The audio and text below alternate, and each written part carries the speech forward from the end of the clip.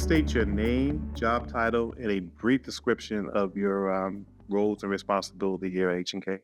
My name is Desiree Stella. I'm the Human Resources Recruiting Assistant for Holland tonight. My job is to schedule interviews between interviewer and the candidate interviewing for the job role they apply for. I have to have constant communication throughout the entire recruiting process between manager and candidate to make sure everything goes smoothly. Well, basically, the front door for you to get a key to get into the loft home. So, Desiree, what type of hearing loss do you have? I know there's different levels of hearing loss, Yes. so can you explain? Of course, I'm profoundly deaf. I wear 2 hearing aids to help me hear, but I'm a heavy lip reader. Mm. It goes in order: normal hearing, mild, moderate, severe, profoundly, then completely. I'm right above completely deaf. Without the hearing aids, I'm completely deaf. With the hearing aid, I'm profound. So I can only hear about 50% with the hearing aid in. Understood. So no matter what, I have to read lips, always.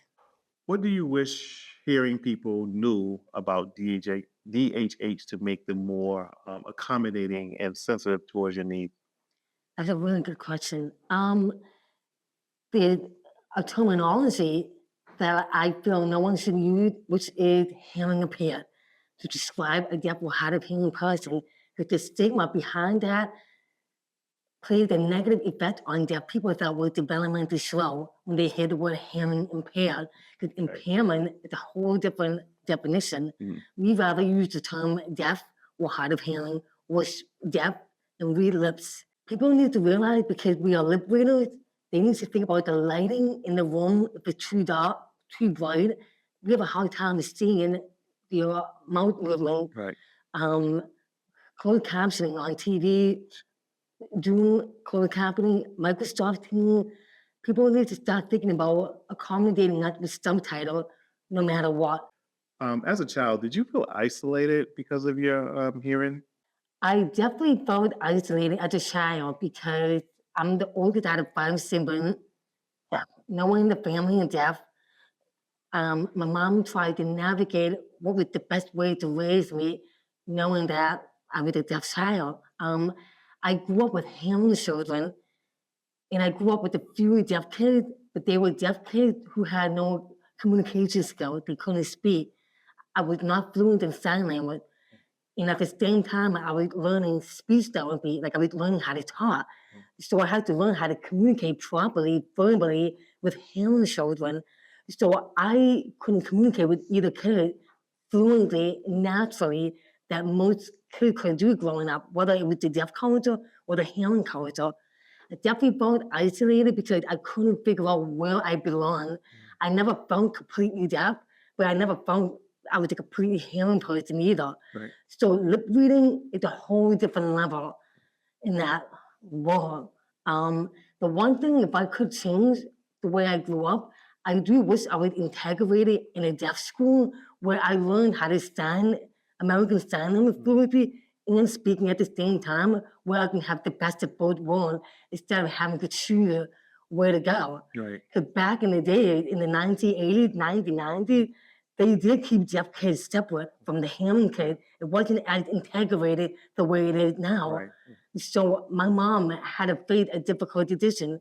Do I have my daughter grow up in the hearing world where it's going to be extremely difficult if she can't talk? She can't do what most hearing people can do.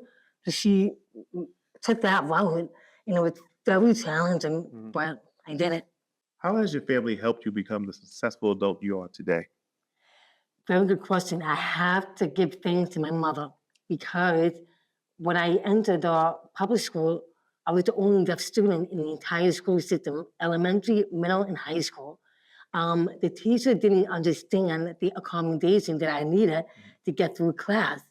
So my mother had to fight with the principal, the vice principal, to give me an FM system, which is where the teacher wears the microphone, and I wear a little machine connected to my hearing aid to amplify the speech sound because I couldn't read everyone's lips in class. She had to fight for my right to get a note taker, fight for my right to get a C unit provider, which a lot of people never heard of what a C unit provider is. And that pushed me as I got older, high school and college. I still had to fight for my accommodation. And they did not let deafness define who I am as a person.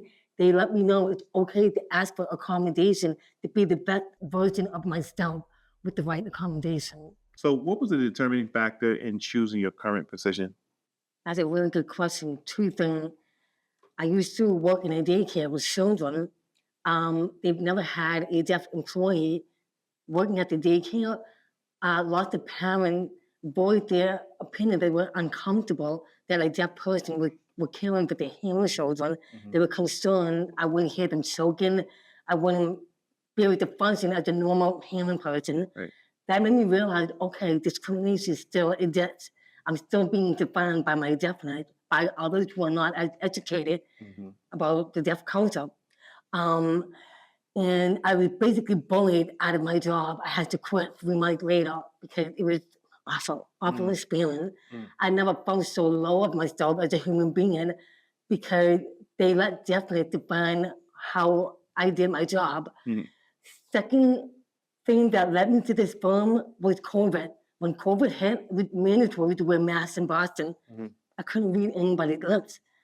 Everybody was in such a panic that if they moved their mask for me to read their lips, they were afraid they were going to catch something, Right. and it was bad. So that's when I realized I can't even work in a public school system or with kids because it's mandatory to wear masks now. Right. And that's when I came across the job posting for a human resources recruiting assistant, interviewed for the job, got it, and I'm here almost 2 years later, and now I'm on the DEI committee, and I'm on the DiverseAbility affinity group. That's when I made a vow I'm going to make a change for the deaf people, especially those who are lip readers and grew up in the hearing world. We have to break the barriers open to make our lives a lot easier. What accomplishments are you the most proud of? The accomplishment I am most proud of is not only getting the job as an HR recruiting assistant, I'm also on the diversity and inclusion committee. I'm on the DiverseAbility affinity group. And I feel I'm going to open up the doors for deaf people to feel more comfortable in their disability, that they can do anything they put their mind to with the right accommodation. And not only just for our law firm, for Holland and Knight, but for other firms as well. The fact that I got a job at this law firm as a human resources recruiting assistant, and I'm able to open up barriers for the deaf world to feel confident that they can apply to a law firm like this and continue our accomplishment to treat us as a whole.